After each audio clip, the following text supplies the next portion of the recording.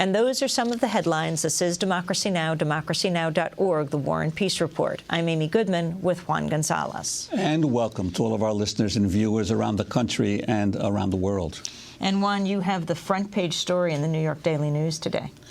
Yes, it's about you could call New York's version of Boston's Big Dig, only it's in cyberspace. That the city has been spending now up to more than $722 million, 10 times what it originally started to spend, to create a new computerized payroll system. This is happening all around the country as cities are increasingly going to computerization of government services. The only problem is that this project is 7 years behind schedule, 10 times the cost, and the city is paying over 200 computer consultants an average pay right now of $400,000 a year each, including 11 of them that I found in city records through a FOIL, who are being paid over $600,000 a year, $670, $650, $630, all to design a system that is far from complete and is only covering about a third of the city workers. It's a payroll system where they were going to have workers, for instance,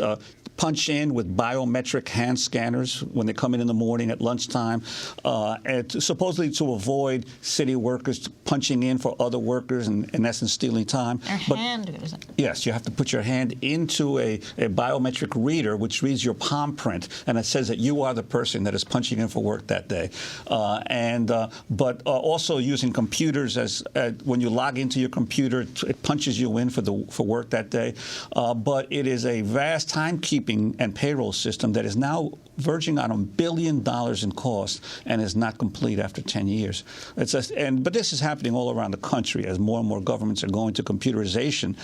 The costs that are being spent on these consultants, these private consultants, dwarf any kind of city salaries that ordinary workers are being paid. And what is Mayor Bloomberg saying about it? Well, Mayor Bloomberg admitted 3 weeks ago, after several of the articles that I wrote, that it's a disaster, yet he just approved another $139 million to be spent on these salaries. The problem is no one knew how much these people were being paid because their salaries don't appear in normal city records. It's a capital expenditure, so you have to really dig into the contracts to find out what these people are being paid. Well, it's nice to know cities aren't strapped, that they have plenty of money to spend in their budgets. Oh, yeah, well, the city just laid off 500 public school aides who make $18,000 a year, while they're paying all these people that are making $400,000 and $500,000 a year for a failed system.